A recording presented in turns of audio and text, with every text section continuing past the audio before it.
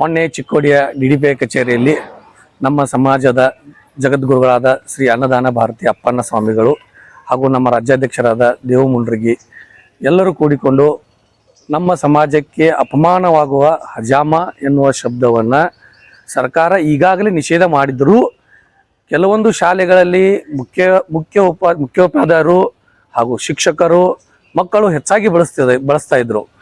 ಅದರ ಸಲುವಾಗಿ ನಾವು ಮನವಿ ನೀಡಿದಾಗ ತ್ವರಿತಗತಿಯಲ್ಲಿ DDPI ಕಚೇರಿಯಿಂದ ನಮಗೆ ಆ ಶಬ್ದಕ್ಕೆ ನಿಷೇಧವನ್ನು ಹೇರಿ ಸುತ್ತೋಲೆನ ಹೊರಡಿಸಿದ್ದಾರೆ.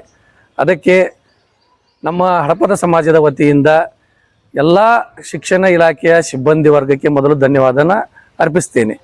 ಜೊತೆಗೆ ಇನ್ನು ಮುಂದೆ ಯಾವುದೇ ಶಾಲೆಗಳಲ್ಲಿ ಯಾವುದೇ ಶಿಕ್ಷಕರು ಯಾರೂ ಆ ಶಬ್ದ ಬಳಸದಂತೆ ಸುತ್ತೋಲೆ ಹೊರಡಿಸಿರೋದನ್ನು ಅನುಷ್ಠಾನಕ್ಕೆ ತರಬೇಕೆಂದು ನಮ್ಮ ಸಮಾಜದ ವತಿಯಿಂದ ಎಲ್ಲ ಗುರು ವೃಂದಕ್ಕೆ ಮೊದಲು ವಿನಂತಿಯನ್ನು ಮಾಡಿಕೊಂಡು, ಈ ಶಬ್ದ ನಮ್ಮ ಮನಸ್ಸಿಗೆ ಮಾತ್ರ ಅಲ್ಲ, ನಮ್ಮ ಸಮಾಜಕ್ಕೆ, ನಮ್ಮ ಮಕ್ಕಳಿಗೆ ಹಾಗೂ ಯಾವುದೇ ಸಮಾಜಕ್ಕೂ ಈ ಶಬ್ದ ನಿಷೇಧ ಮಾಡಿದ್ದು ಒಳ್ಳೆಯದೇನಾಗಿದೆ.